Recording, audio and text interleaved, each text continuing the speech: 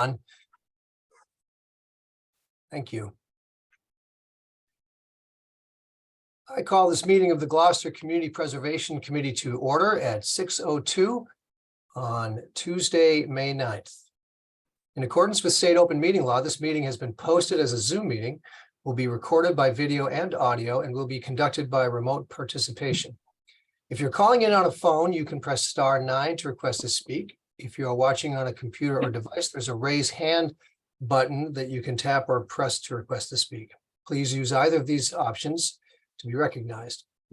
Committee members in attendance this evening include Carrie McKenna, Jennifer Lee Aronson-Levitt, Mark Ullin, Jane Remsen, Rob Gullah, Matt Lundberg, and just arrived Bill Cuff. Good evening, everyone. Committee members not in attendance at the moment are Bob Whitmarsh and Harry Hoglander. Also in attendance with us to discuss our first agenda item of the evening is Gloucester General Counsel Suzanne. So with that, we will proceed to the first item on our agenda. It's actually the second item on the published agenda, but we have switched them because Suzanne was gracious enough to join us this evening. And that is to discuss the new guidelines that the city has asked that we work within for any applications for CPC funds for projects that involve city-owned land or resources. I've already summarized that policy via email, Suzanne, and I think rather than kind of roll through it, it's probably the most effective use of time if you could share with us a little bit about the city's thinking on it, what initiated the process, and how we got to the final policy that we have in place. So thanks for joining us. Okay, great. Thank you for asking me to be here. So in terms of, I'll just give a quick brief overview of what the policy is, right? So currently right now, or as it was standing, is that you typically had people apply or groups apply and go through the eligibility review process before they got to the application process. And we have a number of projects that came before the CPC for seeking public funding, right? Community preservation funding for work done on public land owned by the city of Gloucester. And when you have public money and public project, that raises a number of issues of procurement law, prevailing wage, and a number of other issues. And the main issue it raises is who has that authority to do the work on city land. So the mayor is, under our city charter, is the only one who has the authority to bind the city and to authorize work on city land. And then obviously there are his designees to the director of public work, who actually manages all of those projects. And so we had a number of projects that came before CPC for funding to do work on city property. You made that recommendation to the city council. City council voted to authorize that. The money was appropriated. And before the prior administration, there were some projects that were actually doing the work on city property without any sort of standards in place. You know, the notion of complying with the procurement law, prevailing wage law, any agreement with the city, any authorization from the mayor to do the work, any insurance requirements, none of that was in place. Although the project was sort of funded and ongoing with the city. So, and you know, the one example that I sort of walked in on is, well, two examples, is the Cannon project and also the Young Legends. And so when we saw that these projects were ongoing and funded with city funding on city land, what we did is we said, okay, we need to enter into a memorandum of understanding with the projects, the project proponents, and set out the terms and conditions and the authorization for doing that work on city land. And so I think in your last round, you had some projects also that were sort of in the same standpoint, and they came to me because I review all the contracts of the city. And I said, well, you know, sort of red flag here, where's the authorization to do this work on city land? And it's the city who makes that request. And the city is the mayor's office through the charter. And so Jill Cahill and I and Matt and Bill sat down and Zoe had a meeting. We said, well, what's the best way to deal with this moving forward? And it really is that when an organization wants to do a project on city land with city funding, they first have to go to the mayor and they have to say to the mayor, do you, first of all, is this something that the city wants to do on city land? Where does it fit within sort of the capital improvement projects and the planning of the rest of it for the city? And then we enter into a memorandum of understanding, setting out all the requirements for such a project. And then that group would be eligible to go, or would be, at the point where they could go to CPC and say, is this particular project eligible for CPC funding? And having the groups do the work beforehand sort of manages everybody's expectations about the ability to use the funding and do the project. And it also saves sort of city resources, or particularly CPC resources, of having our CPC administrator review the project for eligibility prior to having the actual authority to do the project. So that's the notion of doing it. And right now I'm working with the DPW director and Zoe and I are all working with the Rotary to sort of put that in order for their project, because they had that improvement project for the playground at Stage Fort Park. And that, came to us and we were like, oh, let's get an MOU in place. Where's the money coming from? How do we comply with procurement laws? How do we comply with any other type of laws that we need to do? So that's sort of where we're at this point. And I'm happy to answer any questions that you have about the process or the ideas behind it and where we stand now. Great. Thanks, Suzanne. I think that was a great explanation. Thank you. Because you sort of answered that I knew about the memorandum of understanding for the Young Legends because I heard about it last year during that.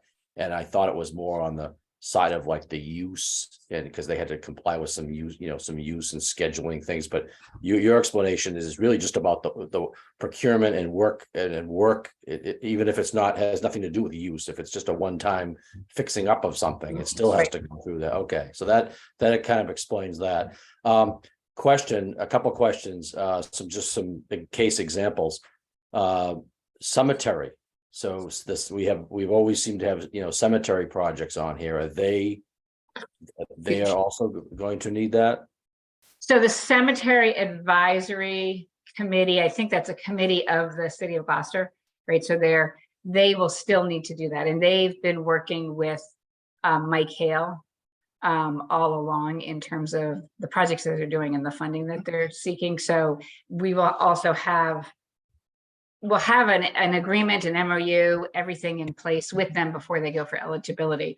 And that just really makes, I think what it's going to do is it's going to streamline the process for everybody. It's so much better if you have all your ducks in line before you start than having to unravel things. Well, you know certainly, what I mean? So, yeah. As the liaison of the Lucy Davis Pathway project last year, that was a huge thing. Like we weren't quite sure who was doing what and when, and so will this need to get into, do we have to revise our plan or wait for next year to revise our plan should we have that language in the plan, Matt?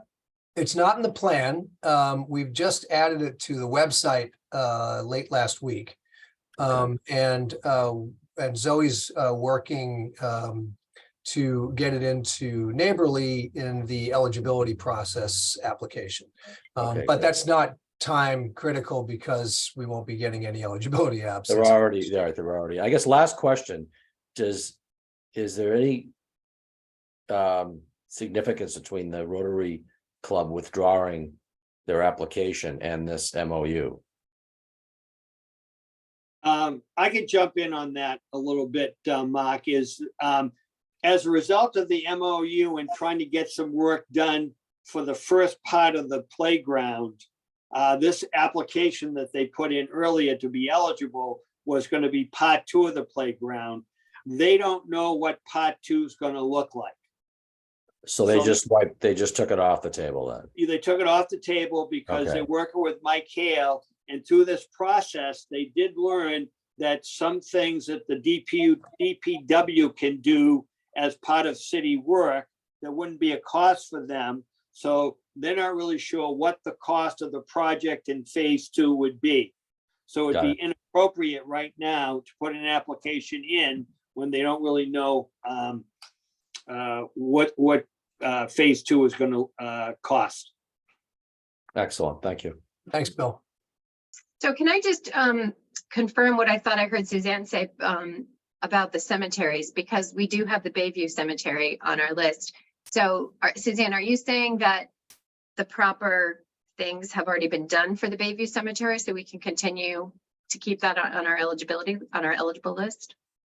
Now that I can't say what I can say is that I know that the cemetery group works closely with Mike Hale, and I believe, but I'm So not they positive. probably went through the right process, is what you're saying. Yes, well, the process is being created now, but I think what's going on is I believe that's through a cemetery advisory group.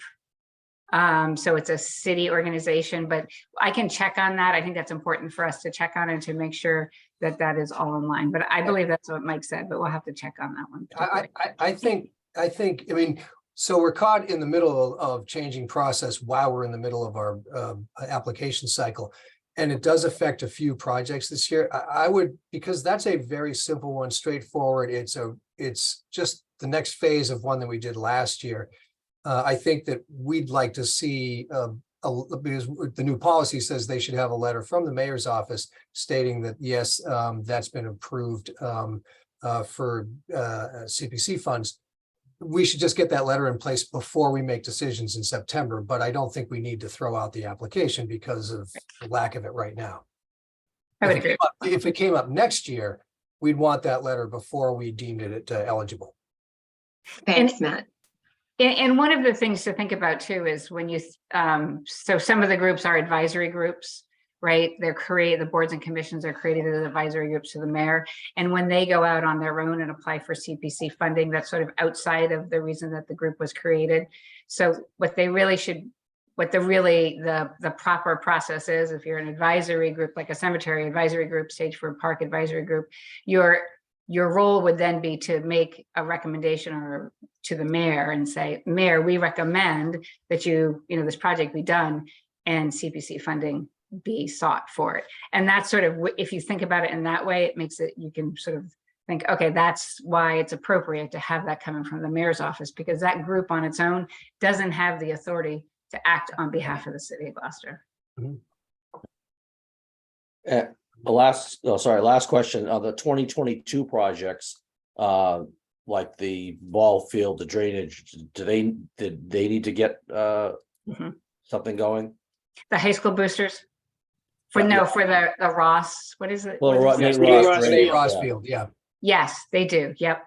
So I am, so that's sort of that it also came to me. So because of the contracts, right? That Zoe circulates them through. So that came to me. And so that also does need to have an MOU in place. Okay. Right to that funding. Yep. Thank you. Back to the Mary. cemeteries, there is a letter of support from Mike Hale in the documents where he's saying that he's representing the city of Gloucester and that there is support for the cemeteries to go forward with this project. Would that suffice in this instance, or do they? Yeah, and I'll check, and let me just check with him to make sure that that's what we're looking for and that's all complete. Because one of the things that we sort of realized in this, and I know Mike is in support of that, that group, and also has been working closely with him. But one of the things we realized is that a million people come up to Mike and say, oh, I'm interested in doing this project. And he might say, oh yeah, that sounds great. And then they'll walk away thinking, okay, Mike's in complete support. But really, there's a huge list of people that he talks to. And so that doesn't necessarily mean that it's been thoroughly looked the details, because details are important, right? Like, where are all the funding sources coming from? How is the equipment or the services being procured, and all the rest of it? Those are important details that we need to have ironed out beforehand. This particular letter is from him on city letterhead, and he's saying, I'm representing the city and we are in full support of it. So Okay. I guess if we get something like that? Is there going to be some kind of form or a letter that the city will have that will be the MOU that Yes. we'll know that it's been through? Okay, so going Yes, yep. forward, that's what we would look for rather than some kind of letter of support. Right, exactly. Yep. Um, And that ideally going forward will be in place prior to even Zoe reviewing it for eligibility. Right. Now, just a fine point, we have another off-cycle application currently that I know you're aware of, Suzanne. And that's from the Stage 4 Park Advisory Committee for the Cannon, I forget what it is. It's for wood for this Cannon thing. So Mike has written an email on that one saying, yes, that has support with the mayor.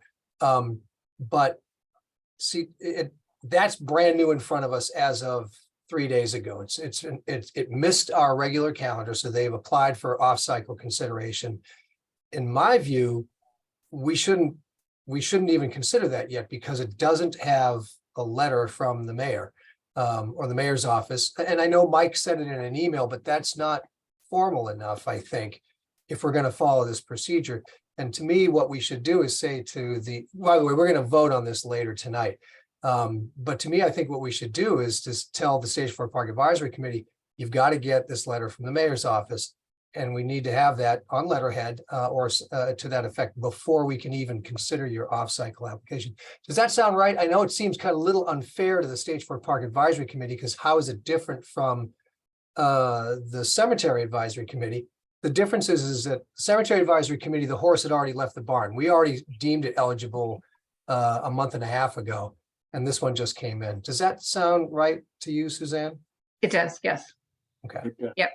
And particularly, and just be mindful that the Cannon project was one of those projects that we had to say, where's the insurance and where's the MOU for that project? So there is an MOU in place for the Cannon, but there isn't that next step hasn't happened, right? So that the next step would be going to the mayor's office and saying, we want to do this further work on this Cannon for, either this Cannon or the other Cannon or one of the cannons or one of the installation pieces. And do we have your support for it?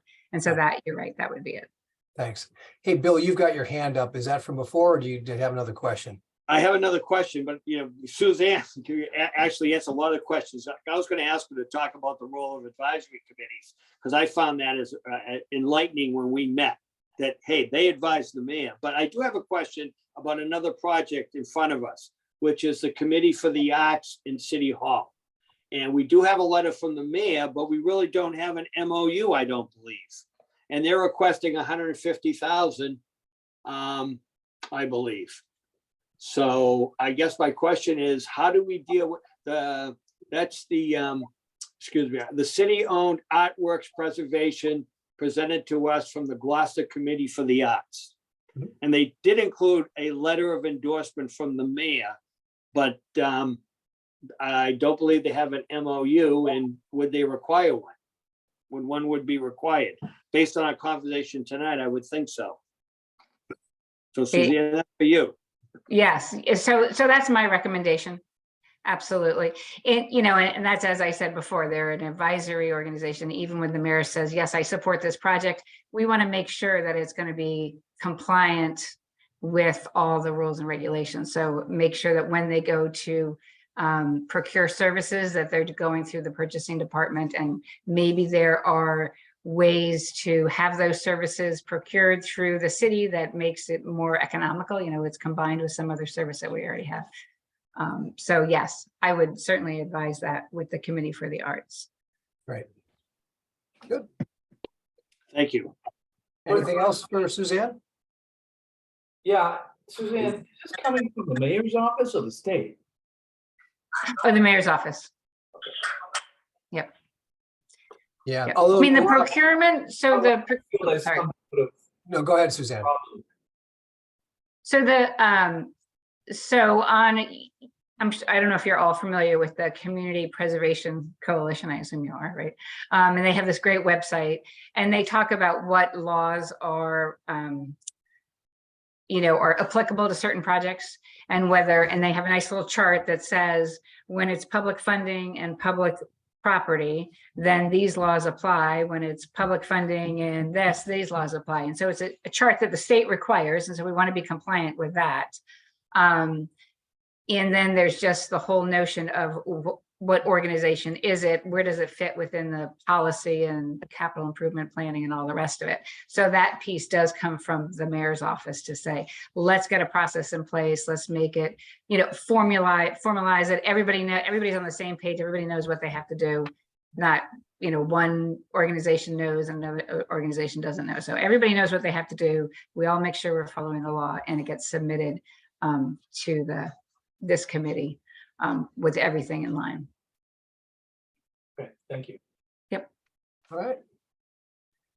Well, Suzanne, thank you for joining us. This has been really helpful, especially at the onset of going through the summer for us. So we really appreciate your time, and hopefully we won't have too many questions between now and September. Okay, great. All right. Thank you. All Thank you, Suzanne. right. Bye-bye. Bye. All right, folks. So on to what was agenda item number 1 and is now number 2. To review and approve the minutes from our previous meeting in April. Zoe sent them in. We sent them around to all of us. I know Bill already has one change. So Bill, if you wouldn't mind reviewing that just for the committee, and then we'll Yes, see any other ones. I forget what page it was on, but I'll bring it up right now. Hold on, let me bring it up and here we go. On page 3, under item number 4, signage update. We had there was Hammond Castle was mentioned twice. So I thought we should eliminate that naming of Hammond Castle twice and just have one single reference to Hammond Castle. So I propose that we make that change to the minutes, and subject to that change, that we accept the minutes from our meeting, our last meeting So moved. in April. I should say, any other changes, has anybody noted? Okay, motion to accept minutes as modified has been made and seconded. By the way, because I went through our committee meeting training, any remote meeting needs to have all votes take place by roll call vote. So I will we'll have a roll call vote now. Bill, Yes. Carrie, Yes. Jennifer Lee, Yes. Mark, Yes. Jane, Yes. Rob, Yes. Bob, Yes. Matt, yes, minutes pass as modified unanimously. And Bill, I'd just like to commend you, because that kind of change, I read right by that. I mean, I just have a mental block on that. So I appreciate your picking that up. Oh, thank you. No big deal. I mean, and by the way, Zoe does such a wonderful job with the minutes. I want to compliment her on the great job that she does, because I know she takes notes and then watches the Zoom recording and gets everything down the way she does. Yep. So thank you, Zoe. Thank Thanks, you so Zoe. much. All right, so we're on to agenda item number 3, our 2023 applications review. Now, I don't want to, and we did not last year. We didn't dig into these in agonizing detail. I think we've all read through these. I know personally, I haven't given them a really deep dive, but I plan to for each week before we review each application's presentation in person via Zoom. But I wanted to just go through these one by one and just have anybody in the committee bring up any particular notes, questions, concerns, so that whoever the liaison to that application is can bring that back to the applicant and have them prepare so before they present to us.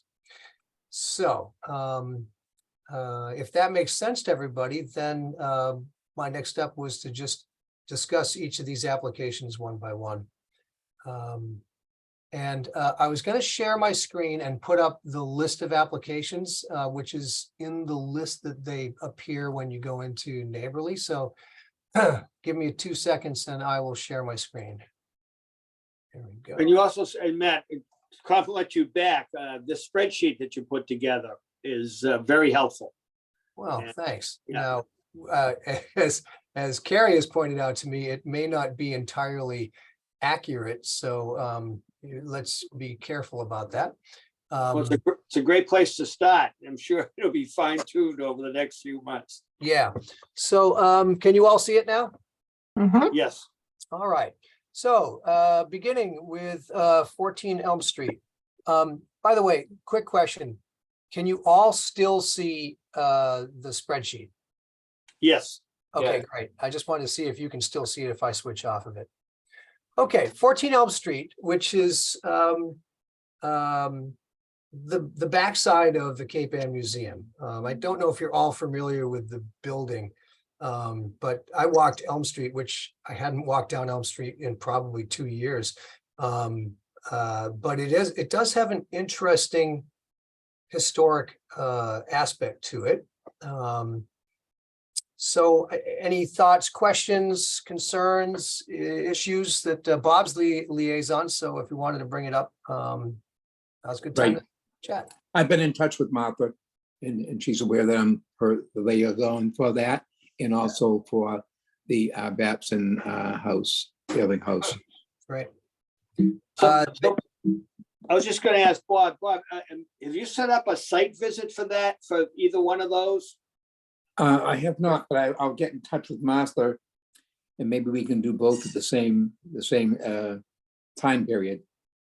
Yeah, I mean, it'd be helpful, because again, I don't know much about either one of those projects, so, and the other thing I was gonna bring up, so we really have 2 applications from the Cape Ann Museum. This Correct. particular one, and then one for the Babson Ailing House, right? That's correct. Yes. Great. Yeah, so if you could ask Martha for some dates, that would be great, Bob. Sure. I don't have any questions about this. I'm curious, personally, I'm curious about the nature of the work that needs to be done. It's a big project for them. I mean, it's a very small request from us. Well, I shouldn't say that. It's a big request for us, but the amount they're requesting from us is very small relative to their entire project size. So I just like to learn more about what they're doing before we dive in. So that site visit would be great, Bob. Thank you. Sure. So, you know, Right. in looking at the budget and the funding, it doesn't all add up. And are we concerned about that at this point or not? You know, there's like, I think in one area, again, I'm trying to read my notes from the last week of going through this stuff, but I think that I came up with 3.5 million as opposed to 4 million. And that was for the budgeting of what they would need. So do we have to worry about that the numbers aren't matching? And it's not only this one, but it's going to apply to other ones that actually several of them that we'll be looking at tonight. And then also when they were talking about their sources of funds, there's like a TBD. And again, are we okay with that? Or do we need to know where all of the funds are coming? If they're saying that it's a $4 million budget and they need $4 million, do they need to show us exactly $4 million and how it's going to be spent and where it's coming from? Yes to all of the above, I think. Yeah. Karen. So I think there's some questions on that one then with budget information. Yes, and typically, I mean, I think one thing that is relevant for many projects like affordable housing projects, having local funding, even in a token amount, is of value to the applicant. But I think the other part of any of the agreements that we put in place, and Zoe, correct me if I'm wrong on this, applicants have to spend their other funds before they spend CPC funds. So if they don't have it all, if they think they know where it's coming from, but it's not closed by the time that we make our decisions, that's a relevant point in our decision, but I don't think it's a requirement for us to proceed. Okay. And then also, I feel like with all of these historic projects that they need to be reminded to be following the Secretary of the Interior standards for rehab of historical buildings. Agreed. Some of them did mention it, not I think only one of them actually, but yeah, so I just think that's something to remember. Yep. That we should remind them that they need to do that. Yes. Carrie, is this one of the ones that where I totaled 4 million? I think it is. Is that 4 No, million? this one, the 4 million is correct on this one. It was actually Maplewood that I was Got it. talking with you. Yeah, about. I have some thing to say about that. Right. I know what the answer is, so I'd like to share with everybody. So shall we, unless there's anything else on Elm Street, shall we proceed to Maplewood? Yes. So Carrie, I'm sorry, Jennifer Lee and I did a site visit. Lots of people were there. It was a ZBA site visit, but I ran over these numbers with Bill Wheat, the owner developer, and realized that he had not included his lawyer fees nor the cost of the land. So the lawyer fees of 150,000 plus his cost of the land that he paid in 2020 is 430,000. So that accounts for the increase in the total budget. It was always there. He had just not listed it.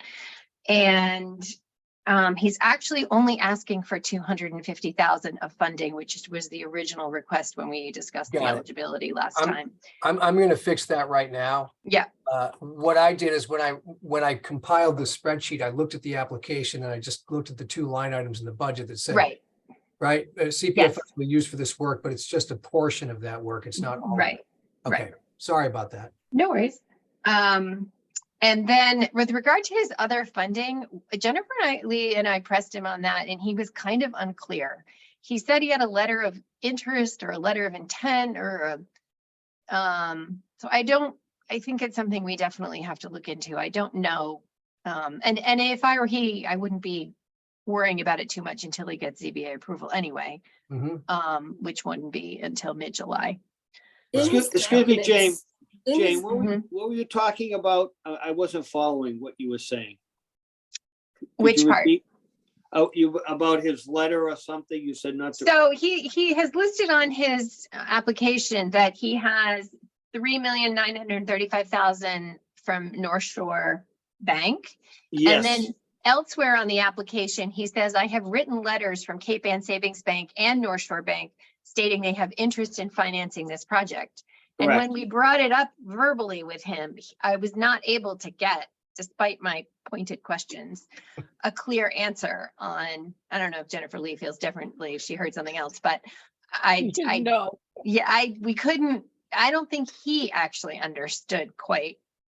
So in Where- his documents section that he uploaded, there's a letter from Cape Ann Savings Bank from Andrew Marks, who's the commercial lender there. And it's basically just saying that there's a potential. It's not, and Yeah. they're very clear, it's not a confirmation. And that's the same with North Shore. It's not a Yeah. confirmation. Yeah. It's potential funding. So I Of think 3.9 million. this is his first 40B. He's feeling his way. It's very painful. It's very hard. It's a lot of hoops to jump through. He's a good guy trying to do the right thing here. So we'll just make sure we keep a close eye on the financing, the other financing piece of it. You know, I Thank thought you. about this project while we were having the discussion about these requirements for MOU on projects on city-owned land, because my first thought when that whole issue came up was, gee, that's a lot to ask for somebody that they go to the city before they come to us. And then I thought, well, heck, Bill's already done a ton of work on this way before he came to us. And the city's known about it for a long time too. So, you know, he's really, I think he's doing good work so far. And I He really hope is, does it. and there's no other way to do it. When you choose the 40B path, there's no other way. You can't go around, under, down, or over. You have to go through. And the ZBA process is not easy. So Yeah. that's what he's doing. One comment on the spreadsheet, in the requested and total numbers there, you can see way out to the right, I retained the eligibility application numbers that came in. The numbers in red are the ones that are significantly different from what was in the eligibility application. I just put them there to make note of it. So as Jane, as you just said, their total funding, project funding went up, but mainly because they included some things that they hadn't included before. All right. Anything else on Maplewood that jumps out at anybody? I Great. just have a question for Jane, based on her background. and Jennifer, if she wants to add in, how long is it gonna take him to actually get the approval, in your opinion, time-wise? They're hoping mid-July, but it kind of never goes as hoped. Right. So hopefully by, I would say, the end of the summer, Oh. at least. But that's good. I mean, relative to, Yeah. relative to our timelines. But you Right. know, I did not know that piece about you have to spend the other funding before you spend CPA funds, but that just means he has the CPA funds in his back pocket, right? And he Yeah. doesn't use them. Okay. Right. Yeah. It's more to show support for all these other grants he's gonna be trying to get to build this, to fund this project. He hasn't explored any other grants. I don't know why. Jennifer Lee and I both mentioned, you know, there's a lot of technical support in Massachusetts, whatever, for Yeah. doing 40Bs and grants, but he hasn't. I have a comment about that. Yes. I don't know if you can hear me. I'm really having a hard time with my computer. Yeah, we hear you fine. Okay, so I have a comment about him seeking other funding. You talk about jumping through hoops with the zoning board. Every one of the state funding sources is 10 times worse Oh. than the zoning board. And you have to stand in line for those things. A lot of the possible potential funding for our area is already being used up. The Y is using some, Harbor Light is using some, and he just wants to get this thing built. It is very possible he almost doesn't need the CPA because it doesn't lend him, for the route he wants to go, it doesn't lend him any local funding aspect, except it won't hurt with the bank.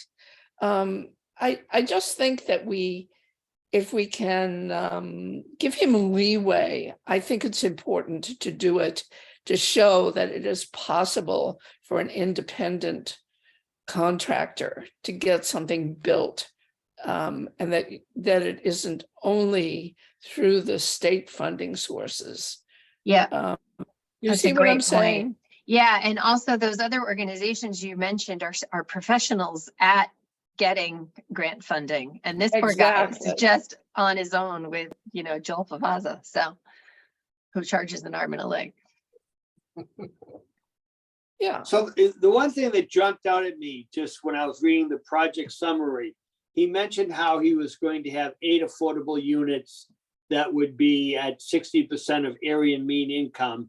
And then the remaining 22 units, as a function of their modest size and design, will be little a pragmatically affordable, which kind of makes me say, you're kind of hoping because of the size and function that it's going to be affordable.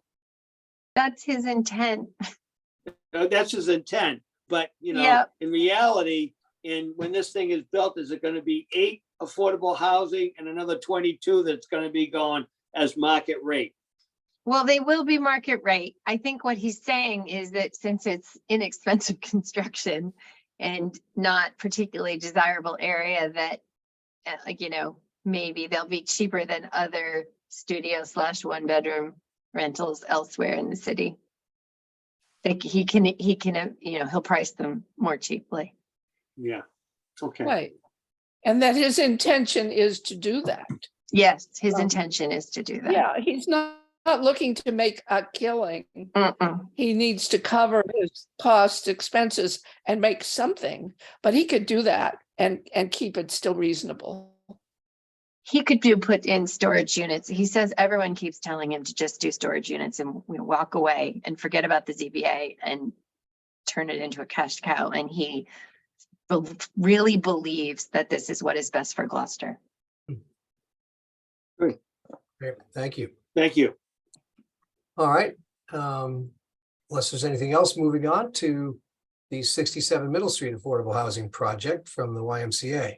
And man, I just appreciate Jane and Jennifer's expertise in this area because Very much so. Thank Yeah. you. This one is, well, this one's actually, it's interesting to review it right after the Maplewood Whistle Stop Apartments, because the YMCA does have grants managers who know how to go after other sources of funding that Bill does not. Bill Cuff and I visited there last weekend, and you know, the folks that they have working on this, and Jamie McGrath in particular, they're pretty sharp. This one seems pretty straightforward. I was curious about it because I'd never been in that building before, and I didn't realize what it has been used for 30 years, which is either very low or no income housing with people who would otherwise be homeless. It's well run, but it's really a gut renovation to make it more accessible and to increase the number of units and make the units more functional. I thought their application was pretty complete and straightforward. I didn't have a whole lot of questions about it.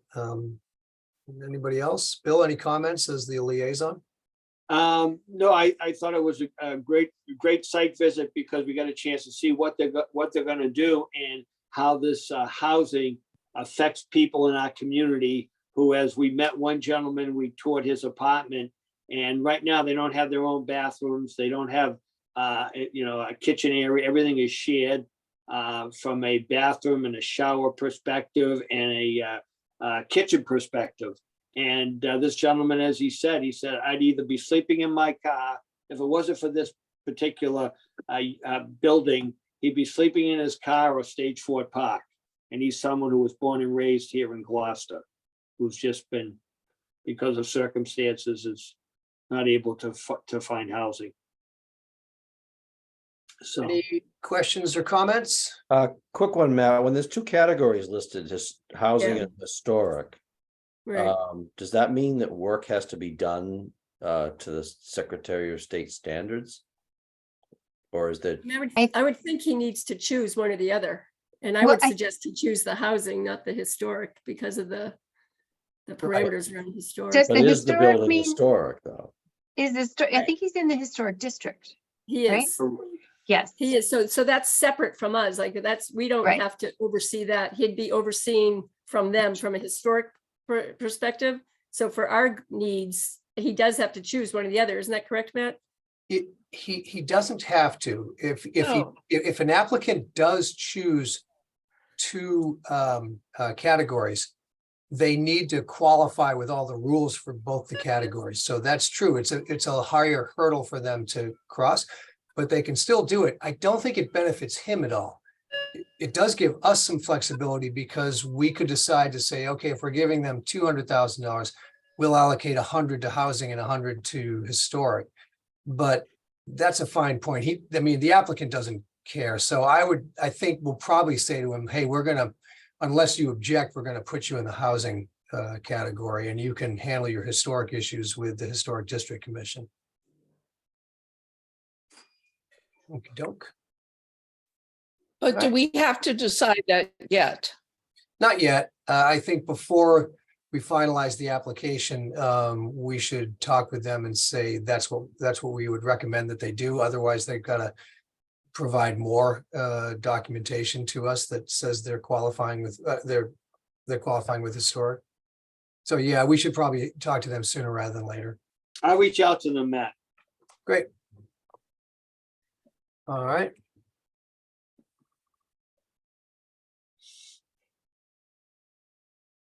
Great question.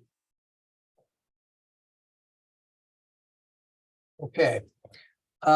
Unless there's anything else, onwards. Oh, by the way, I can't see everybody on my screen right now, so if you do have a comment, don't raise your hand, actually just yell. So that way I'll know somebody's talking. All right, on to Action Incorporated's tenant-based rental mortgage program, same one we funded before. I wanted to mention two things about this. One is the total amount of funding in their full application, if I added it up correctly, was over $1 million, which was really encouraging. However, it's all stuff they're applying for, and they don't always get everything that they apply for. If you'll recall, over the last 2 years, when we've granted them $200,000 apiece, early in COVID, they had a lot of funding. They had a little bit less last year. So I hope they're successful in getting a lot more. And I'd like to reserve another comment on this until we get down to the Affordable Housing Trust application too, but it's the same as we've done before. They've done a really good job managing the funds that we've given them, and that's the only comments that I had on it. Anybody else? Yeah, I thought it was pretty straightforward, but I did notice that the contact changed. It's Marina Bueno now, and Yes. yeah. Yeah, we worked with Marina last year. Oh, I thought Alice, we were- yeah, I she, thought- she was okay. involved a little bit, but Allison has typically taken the lead. I think Allison's transitioning. I think she's the COO there now. And so that's why I think it's happening. There we go. Okay, if there's no other comments, on to Babson Allinghouse. Again, Yeah, I did have one other question on that. You know, one of the comments on the application is the project expected to continue over more than 1 year. Mhm. And they actually said yes on that. Doesn't it usually more of a short-term assistance? we should probably clarify that. It's good catch, Bill. I think they probably mean that the program is running continuously, and they'll probably come back to us for additional funding in the future. Right, But I think that to clarify, the funding they're requesting for is only for one operating year. right. Do you want to reach, you're the liaison for them, Yep. right? I got it. Okay, great, thanks.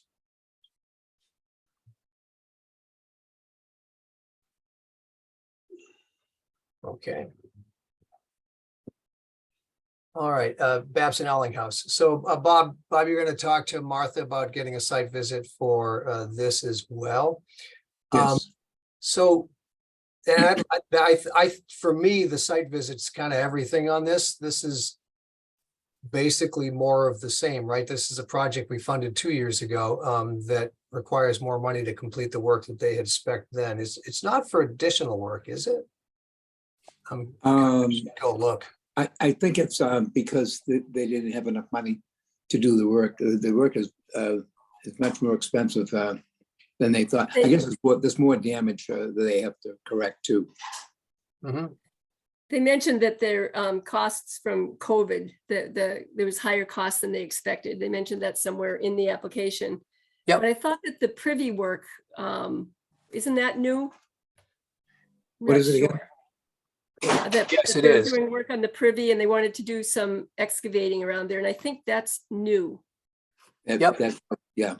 You're right. So it's a combination of increased costs on the previous work spec and some additional work. It's all on the page 12 in the project summary. Okay. This, yeah. What is a privy? An Bathroom. outhouse. Outdoors. Bill, I'm shocked at you. Bill, it's an outhouse. An outhouse, okay. I know what an outhouse is. I just didn't know what a privy was. And I had another site visit, so Well, good reason for all the more reason for a site visit, Bill, to further educate you. Oh, it's a great little building. It's absolutely adorable. You wouldn't guess what it is from the outside. Very good. Any other comments? All right. Okay, so onwards, the Bayview Restoration Project Phase 2. Again, more of the same. I don't have any comments on this one. It's pretty straightforward. Other than I think we already confirmed when Suzanne was on the call that they've got the necessary documentation already for this with the letter from the mayor. So I think we're good on this one. No, she said that. No, they that's have not to what I get the heard. Form. Yeah, she said they have to get the The Memo of memorandum. understanding. This was a letter from Mike Hale. That Thank you. was Got it. on city, yeah. Yep. She said she Got was just gonna verify that, and she actually, when I asked her going forward, and I think she meant for this too, that there'll be some kind of special form or letterhead or whatever that calls it what it is, Yes, the memorandum of understanding. good. Okay, on to the chimney repair at Beauport. Only noticeable change is that they asked for 20,000 instead of 15, but it's still chimney repairs. I'm sorry I can't make the site visit. I would have liked to see that. But that's when, Bill, is that This Friday at noon. Friday? Got it. Good. This Friday at noon. So if anyone would like to join us, you're more than welcome. I know some of you have responded, you can't. But we'll be there. So I don't have much to add on this one.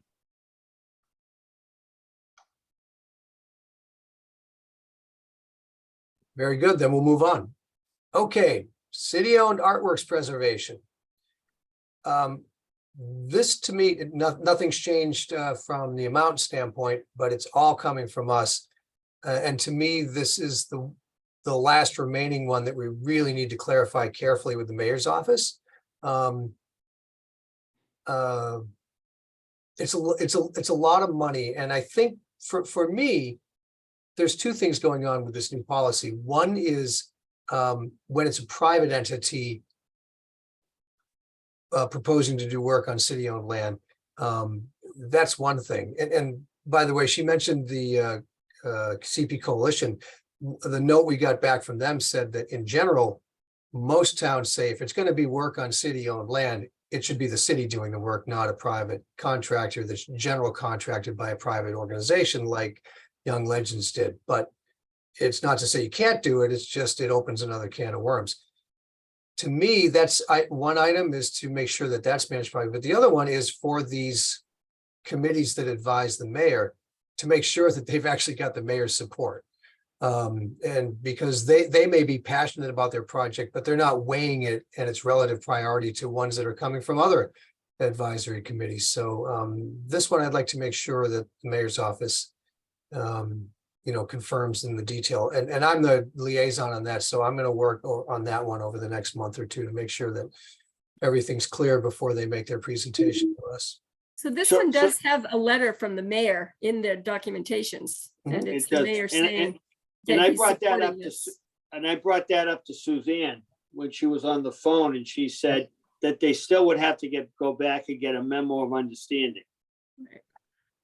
Right, And yeah, because, well, and I think we should push that because there's a lot of detail in this one. They've got a long list of things that they would like to do, and I just want to make sure that all of the work that they want to do is work that we can legally support. Because there's a lot of things that somebody might think is historic preservation, but actually isn't by the terms of the CPA. And man, I question that about the assessment piece of it, because they refer to doing assessments. And is that something that is, and again, I didn't go into the coalition website to do any research on that, but Yep. you're right. And the other piece of it was their estimates, and I brought this up when we talked about the eligibility, are based on 2018, Right. which is, 5 years ago. And I got a feeling it's going to be even more expensive than what they showed us. Yeah. I must say, I love the idea behind it. I think it's fabulous that somebody is going to be looking out after some of these items, these areas. I Yeah. mean, I think it's a great idea. Yep.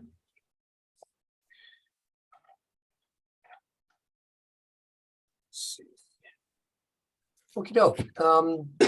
No other comments on to the Affordable Housing Trust. So the one number change was that their total project is $150,000, not 1.5 million. I have not talked to Mike Luster, but I suspect that was a typo on their eligibility application. I can tell you the nature. Go ahead, Carrie. You look like you were going to say something.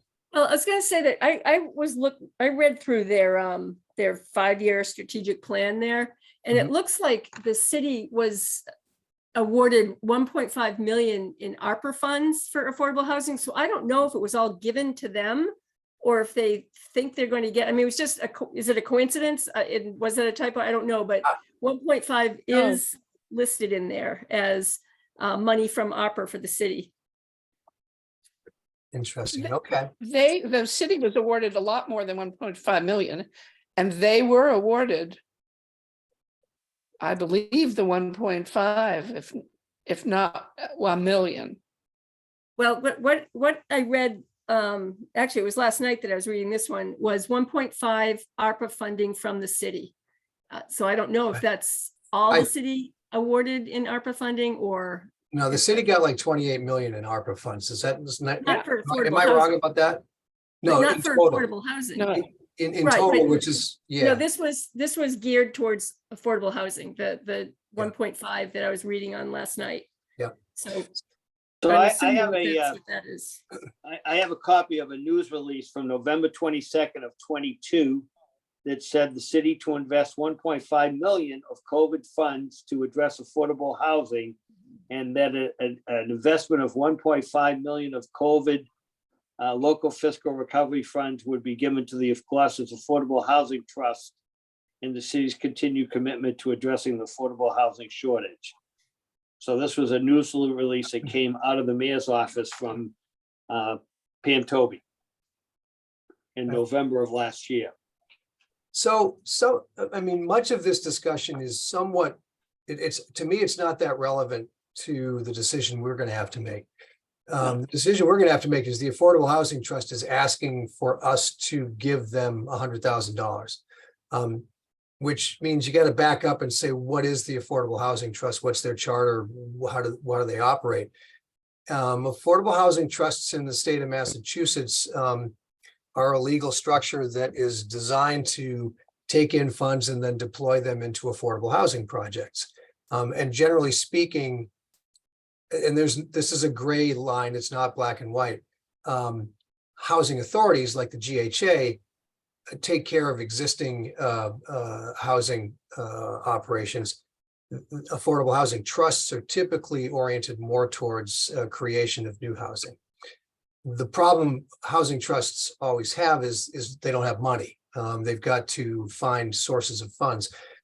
Sometimes they get them through projects like Gloucester Crossing, where a developer says, I don't want to put in affordable units, but I'll give you money in lieu of affordable units. And that's how the Housing Trust got their last slug of money, I believe.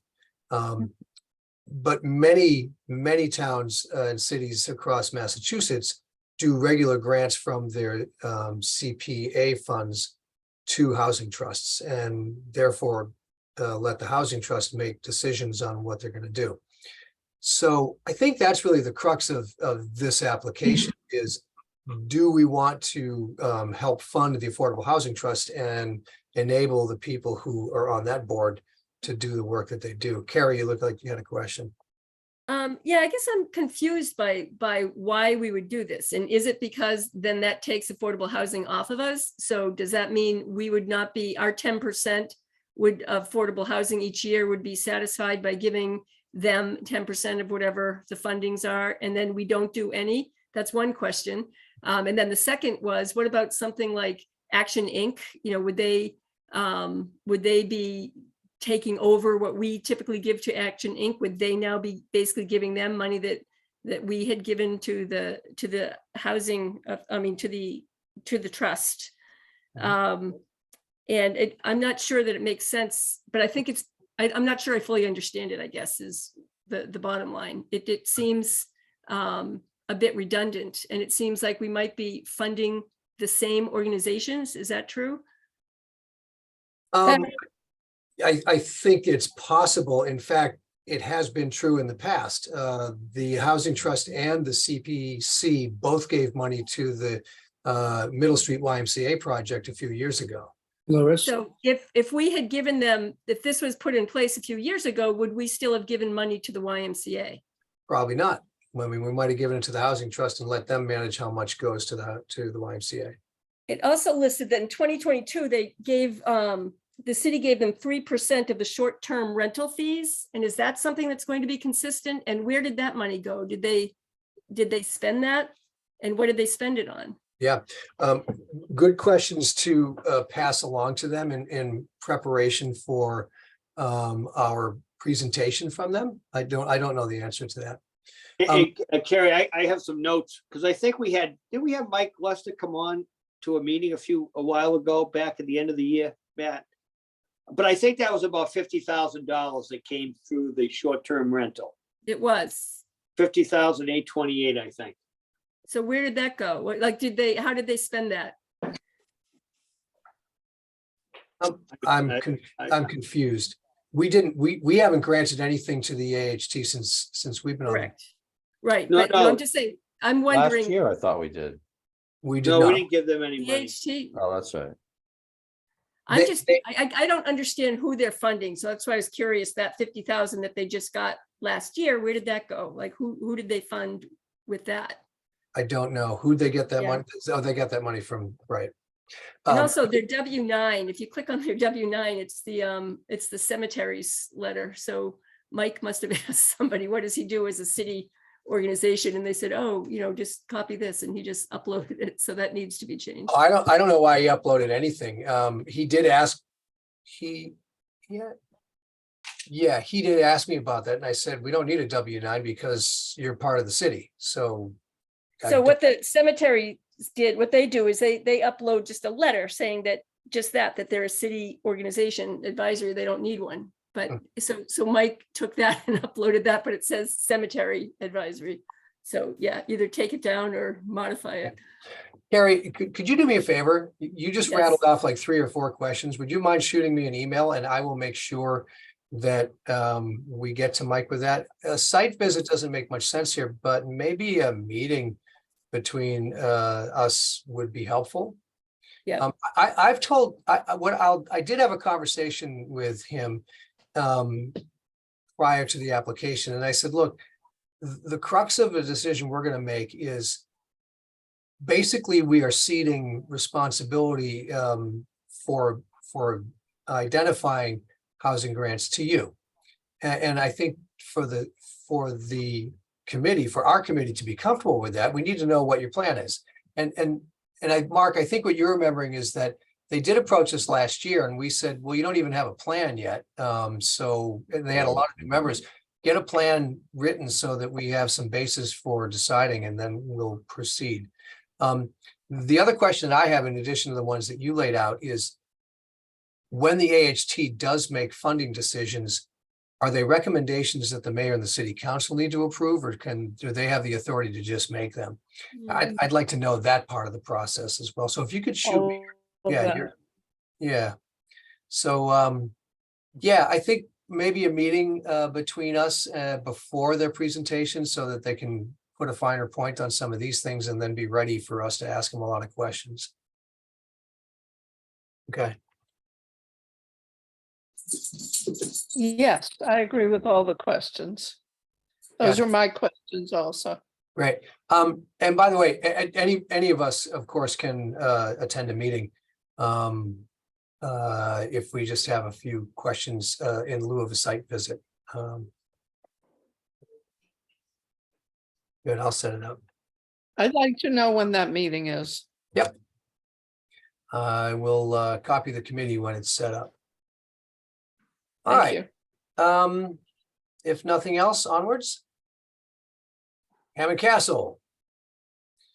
Yes, that was my project, and I think it's pretty straightforward. If anybody else has seen lately what they did for the last set of repairs, it's pretty impressive, but the place does still need a lot of work. Their math is slightly off, but they do have relatively fair amount of sources of funding. I got a great tour from Linda Harvey, and I had a great conversation with her. But I think this one pretty straightforward, but I'm open to any questions. There was already a site visit, you said? She in contact, she said, would you like to, I had contacted her and I didn't know at the time, I'm still a neophyte to this process. And I didn't know sounds like it's typical to throw it out there to everybody. She had just emailed me, I got her email from someone. She contacted, said, come on down right now and I'll give you a quick tour, and I did. Got it. Knowing Linda, she'd be happy to do it again. Yeah, she would. Yeah, she's great. Special, very special person. So if anybody else would like to see it, and I think it's particularly with the castle, it's relevant because there's so many pieces of it that are historic and that are in varying states of repair or disrepair. So And it is fun to see what we've helped them with, and they are very grateful for it. So Yeah. if anybody hasn't seen it, been there lately, it probably would be worth another trip over there, and I'm sure she would do. Hey, Matt, I do have one question on this. On the project schedule, it looks like the project is going to be completed January of 24. And this money will not be allocated until like March or April of 24. And you can't use money for things that have already been done. Do I have that correct? you have that correct. Yeah. I'm just going over to it What now. do I tell them? What do we do there? We tell them that they're not going to get any money if they have their project. completed by actually- January. That's a real valid concern that their schedule says that they're gonna run it from November to January. Yeah. They need to know that they can't use our money to do it. Or they can change their schedule on when they're going to start the work. That's right. Correct. Can they adjust their schedule to meet it? Yes. Okay. But yeah, it would have to be after, when would you suggest, Matt? April 15th, April 1st, I mean? Yeah, the earliest, yes. Because they have history with us, assuming we recommended and they got approved for funding, I'm sure an agreement would get in place pretty quickly, which means their agreement would be placed in mid-March and they could submit an invoice right after that. So at the earliest, they should be completing work and submitting invoices in around April 1st, yeah. Yeah, Rob, if you wouldn't mind, when you reach out for a site visit, let them know that that's an issue that has to be addressed before we get to decision time. Excellent. I will do so. Yeah, I think their challenge is when they want to do it. They probably don't want to do it during the opening season, right? You know, they just opened up now for the season. Yep. So, and they did that other work through the winter with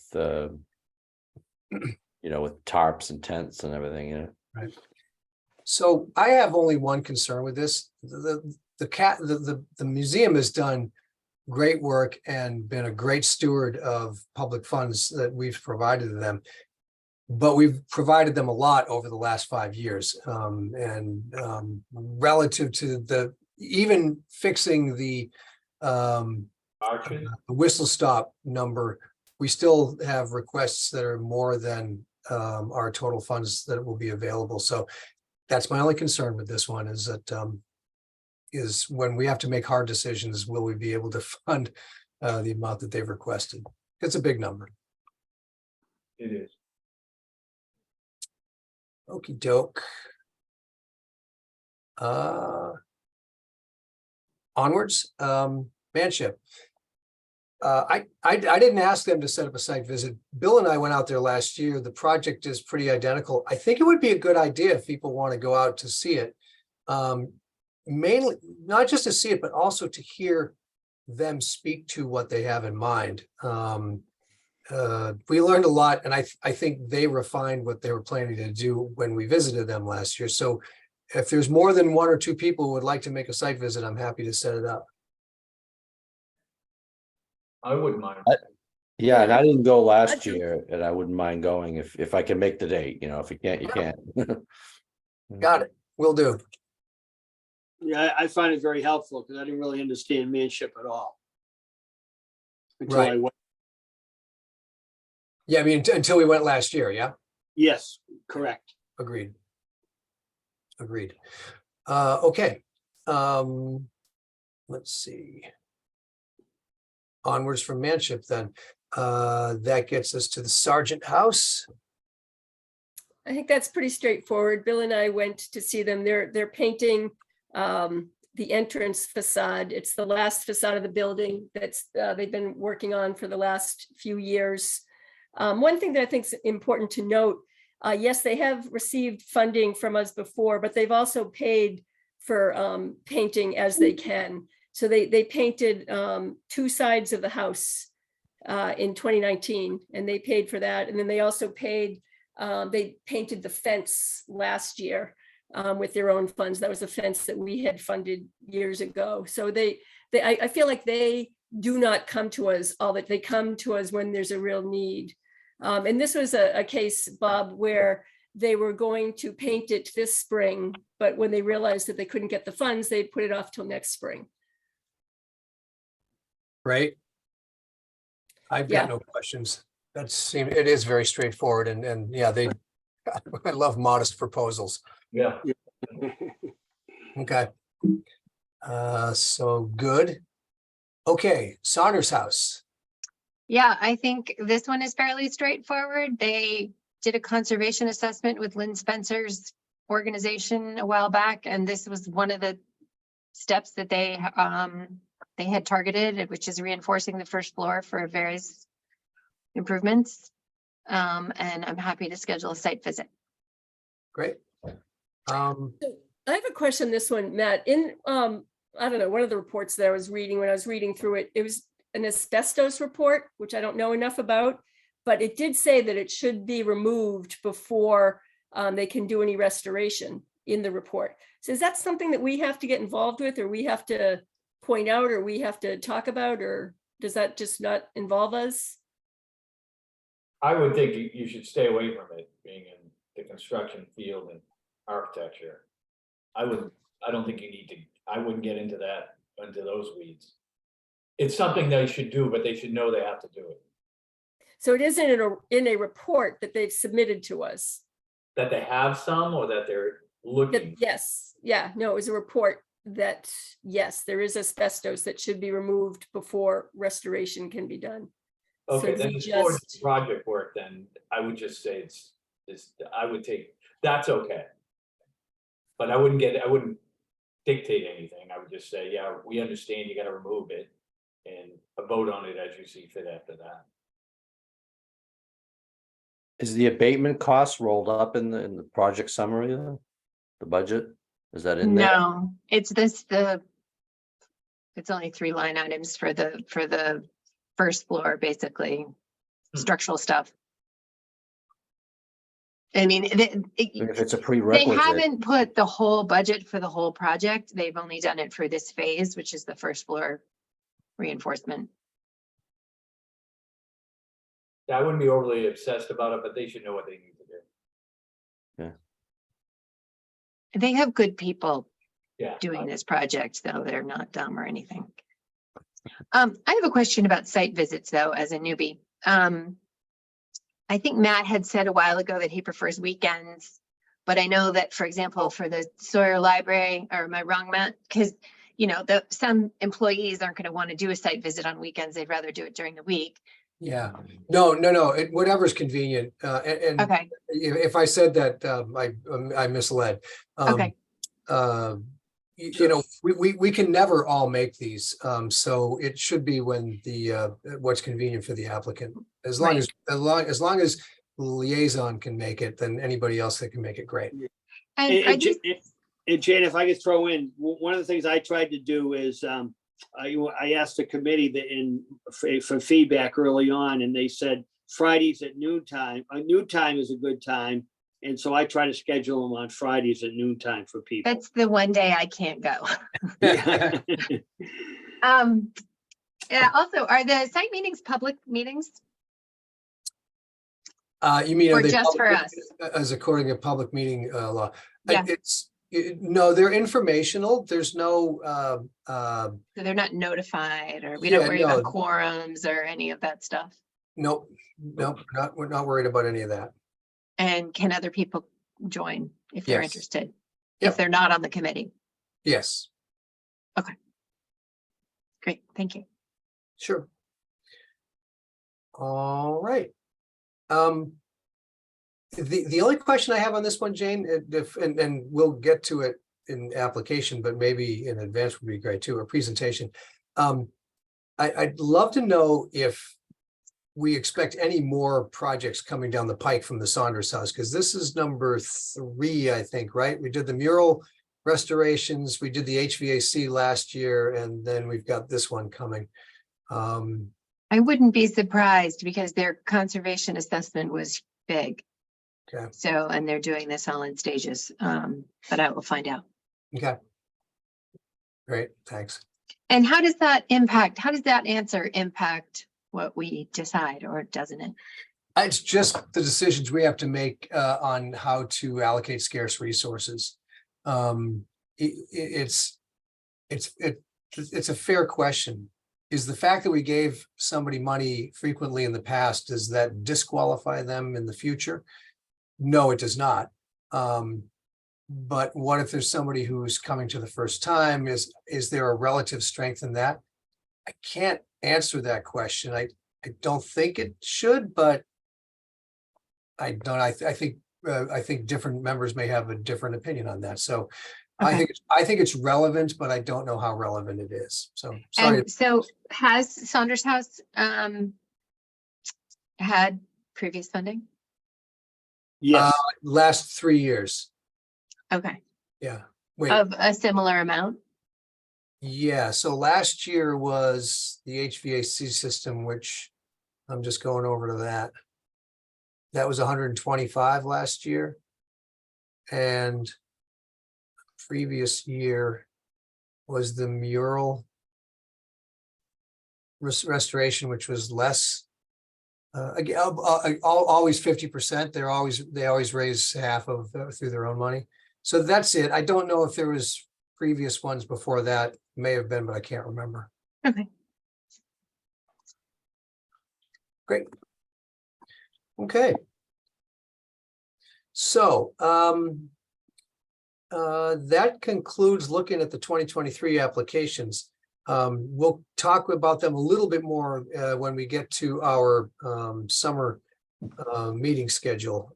But that concludes that agenda item. So we will move on to agenda item number 4. hey, Matt, Yeah, Bill, go ahead. yeah, before you move on to that, I just want to bring something to, and I know we're gonna get Kenny Coster coming up to talk to us in August, but well, you know, one of the things that last year we had about $1 million that we allocated to different projects. And I know that was a combination of local surcharge and state funding. Mhm. And looking at the coalition website, the state funding through the first 5 months of this fiscal year is down 34%. Correct. So I'm also thinking the surcharge, which is based on real estate transactions in the city, is going to be down, hopefully not 34%. So looking ahead, my guesstimate is we may not have $1 million. And I know we'll get into it more with Kenny. We may not even have $1 million this year to allocate to projects. Just a thought to throw out Right. there. We won't know until we know, which Right. will be in August. So point well taken, but Mhm. not a whole lot we can do about it. Yes, I just, it seems like because I've been on the committee now this will be my 3rd series of funding, and for the last 3 years, the amount of money just increased. And I think we're coming into a situation where it may not be doing that anymore. That's all. Yep. But requests are getting bigger and bigger and bigger. All 3 years, I think, that we've been on it, I think it was 800,000 the first year, and then last year, and then this year's even bigger. Yes. Thank you. Okay, actually, one last point on agenda item number 3 before we leave it. If you look at the bottom of the sheet, I did compile little requests by category.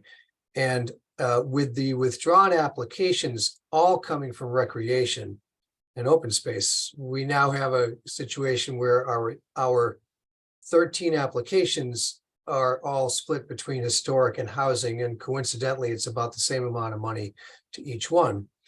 Remember by statute that we have to commit at least 10% of our available funds in any given year to open space and recreation combined. So when we get to that funding decision, when we get into our deliberations in August and September, we'll have to allocate that much money to open space and recreation, even though there's no applications for those funds. Everybody understand that? Yes. Good. All right. On to agenda item number 4, which is administrative updates. And there's 2 that I've got here. There's one of significance, which is the off-cycle application from the Stage Fork Park Advisory Committee. That was put into Neighborly last week. You heard us discuss that a little bit earlier. Any comments or questions on this from committee members? I have some, but I wanted to open it first to the committee. Carrie? So is that off cycle? Does that mean it would come from last year's funds? Or is it It's- off cycle for this upcoming funds? It does not. So at the end of last year, we had some funds that had not been allocated. So if you look at it from a city accounting standpoint, all of our funds were sitting in an account that just said, and I'm generalizing a little bit, Community Preservation Fund's General Fund, $1 million or $1 million and Right. 1.4. The city council approved our recommendations, which took 1.1 million out of that account and put them into project-specific accounts. And from there, when applicants send in invoices, the payments go out from those accounts. But that left 200-300, I forget how much is in there, but at least $100,000 to $300,000 is sitting in Right. the general fund. When somebody comes to us for an off-cycle app, and one more thing, that general fund gets added to as the year goes on when the city gets money. So when they get the tax surcharge off of real estate taxes locally, that goes into that fund. And then when the state releases their matching funds, which is usually in November, and the city actually gets those funds, they also go into that.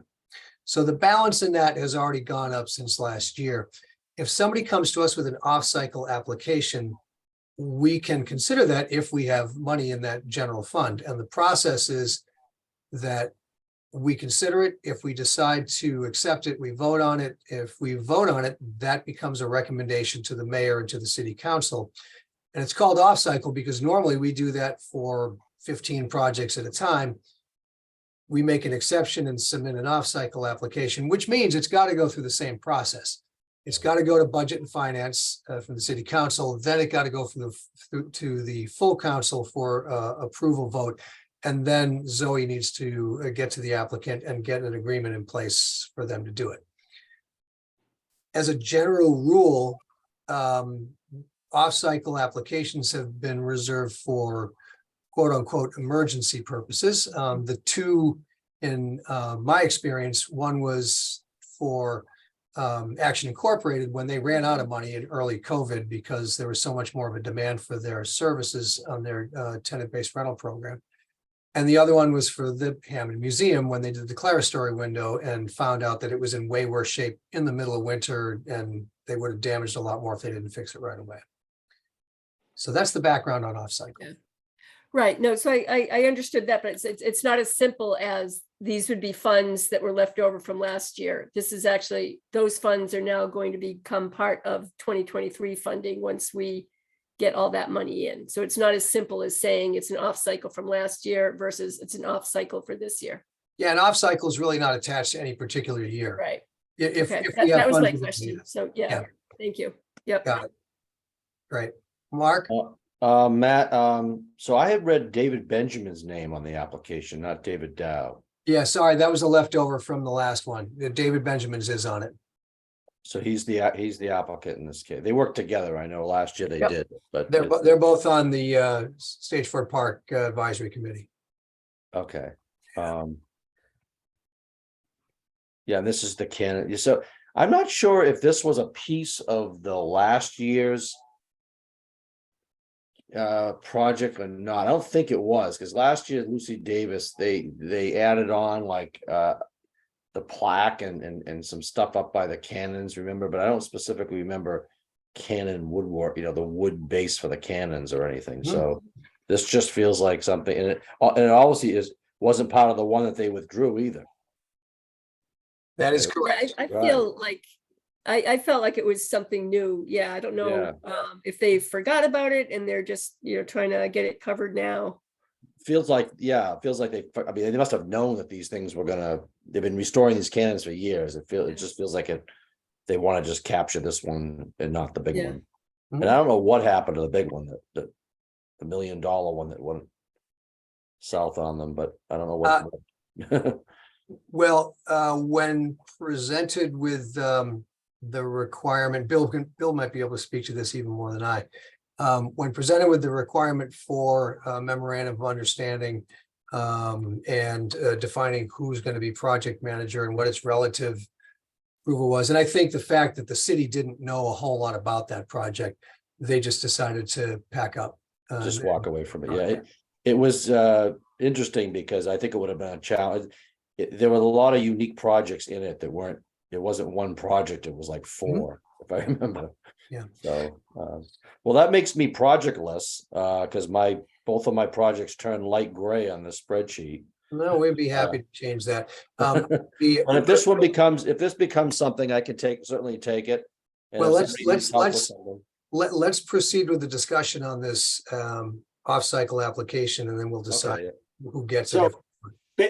Matt, based on our conversation with Suzanne earlier this evening, I don't think, I would not be in favor of making this an off-cycle application. I think they still have more work to do to go back to the city to say, they're recommending to the mayor. I think they have a notice by Mike Hale. I don't think they have a letter from the mayor. And I don't see where this falls in the priority of what needs to be done from the city standpoint. Mhm. I think they have to get that house in order before they come back to us. I would Right. agree. Yeah. Any other comments? So you're right. We can't vote on it because they haven't done the MOU. Well, we can vote on, they submitted it. It's an eligibility application and we can deem whether it's eligible or not, and we have to do that. So I would echo Bill's comment. I think based on this new policy that we have from the city, my opinion and my vote will be that it's not eligible yet for CPC funding. Should they go away in the next month and get a memorandum of understanding and a letter from the mayor, then they can try again. But given the policies that we now operate under, I would say it's not eligible. So unless there's any other comments, we can proceed to a vote on this. I would just correct what you said. You said a memo of understanding and or a letter from the mayor. I think it's not or a letter from the mayor. It's and a letter from the mayor. It's and. Yep. Agreed.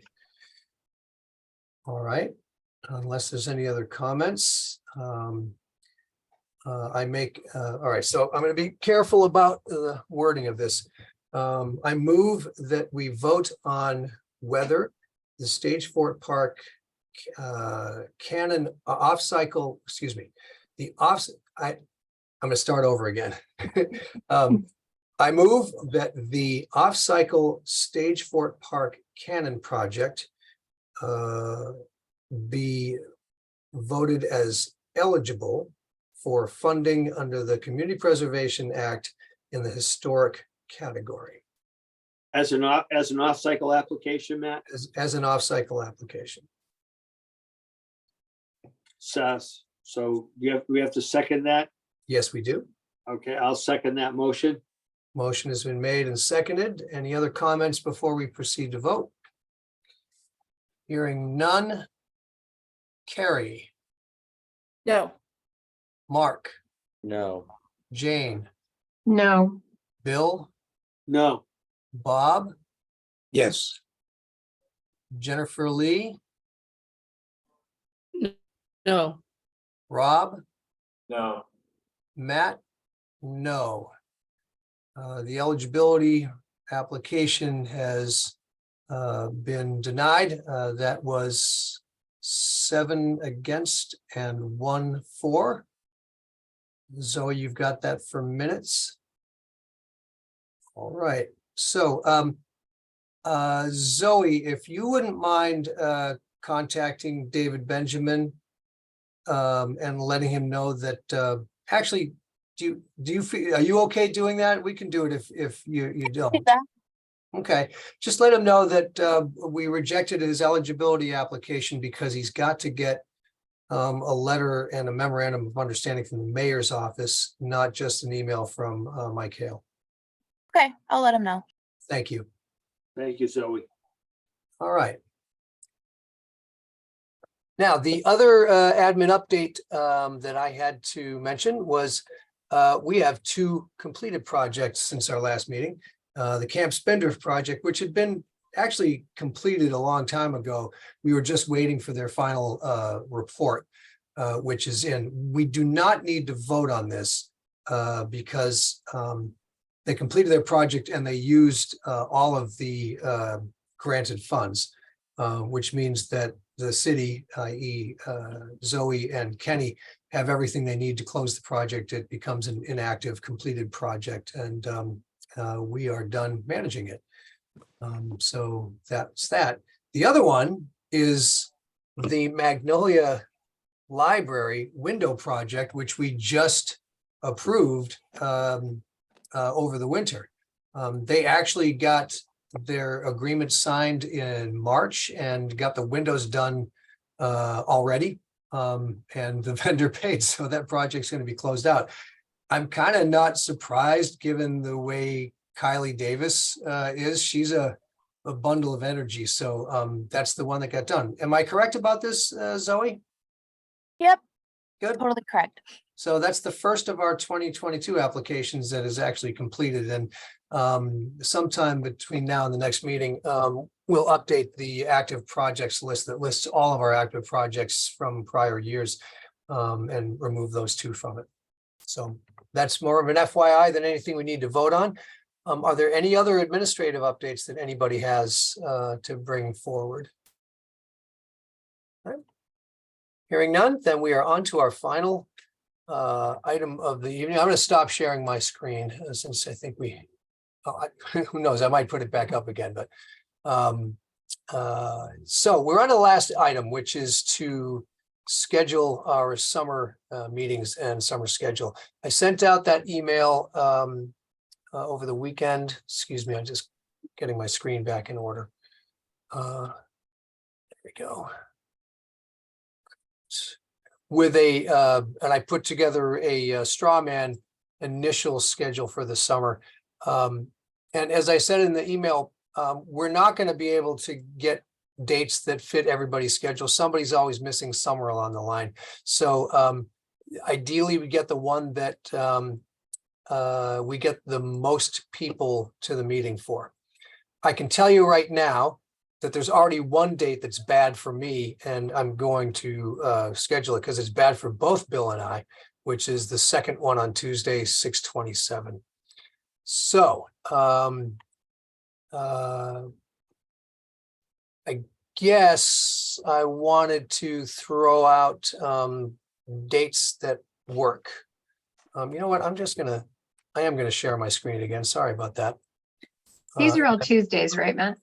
Yeah, they're all Tuesdays. There's nothing that ties us to Tuesdays. I just did it out of force of habit. If there's a better date, then we pick a better date. Hold on a second. I'm having trouble doing this. There we go. Sorry. Technology's getting the better of me. There we go. Okay.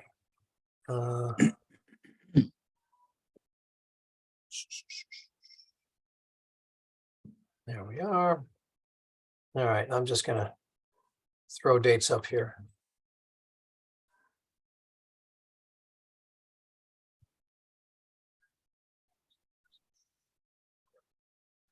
So Matt, you're thinking based on your email is that we have 13 applications and we break it into 3 nights of presentations.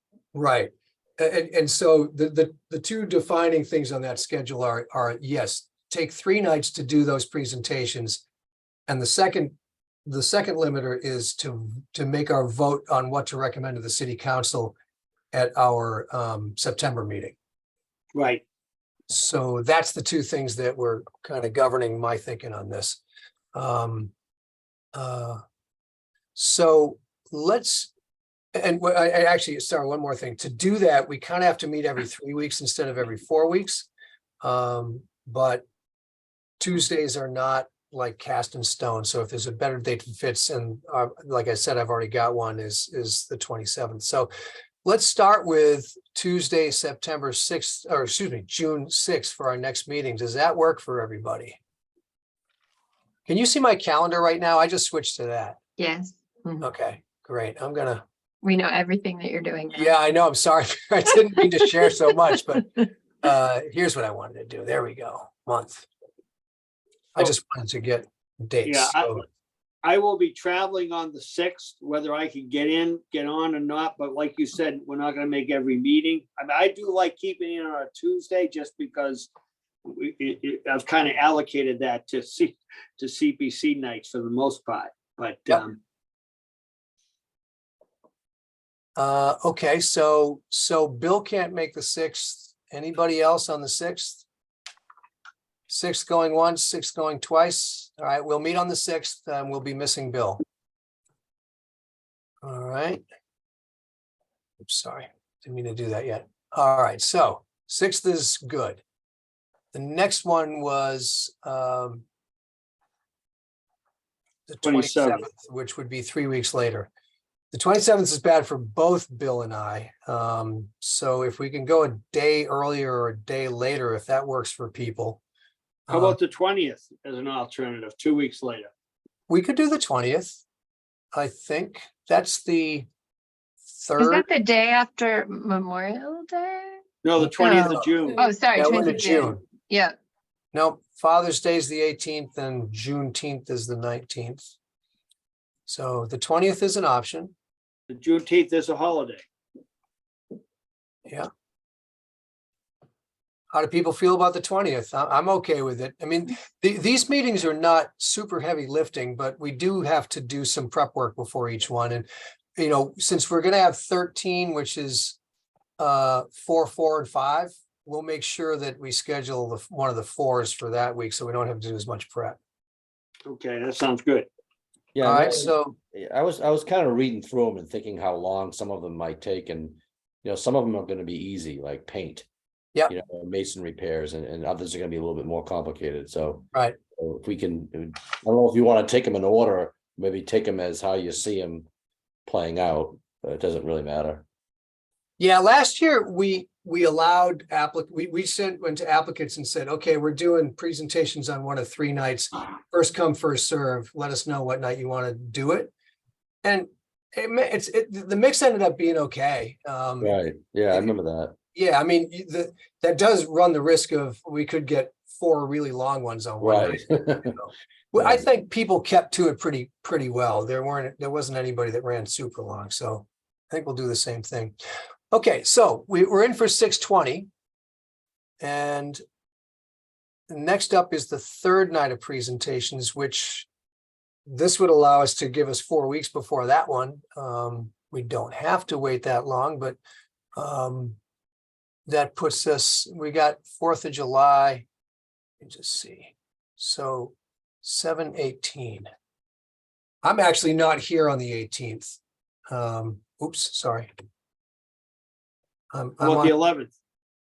the 11th. Yeah. make it That's the the second 11th. Tuesday. And Yes, it's 3 weeks from the prior one, so that's Yep. fine. I'm actually not here either of those days. That's when I'm on vacation, but that's okay. I don't need to be here for all these. And I mean, some of us are gonna miss somewhere along the line. So why don't you count me out, and between the rest of that's the nice thing about the presentation meetings is it's pretty convenient to go back and watch the video. So what do y'all think? The 11th or the 18th? I think the Matter. 11th. Okay, Okay, keep it the second Tuesday, which we've been doing. yeah. 11th it is. All right. So that finishes our presentations on the 6th, the 20th, and the 11th. And then the next one we got is, we planned 2 nights for deliberations. Now, you guys all remember, 2 nights was, we needed 2. We couldn't have done it in 1, but we didn't have a whole lot to do between 2. It was more to let the dust settle and think about what we came up with on the first night. And I don't think we made any changes. It was pretty straightforward. But I think we should still plan for 2. And that's my thoughts on it. So we could still stick to the 8th. That's now that I think of that, let me see.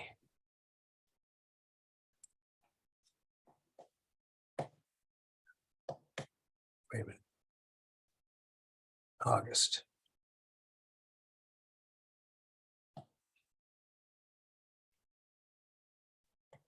Yeah, the 8th is when my kids are in town.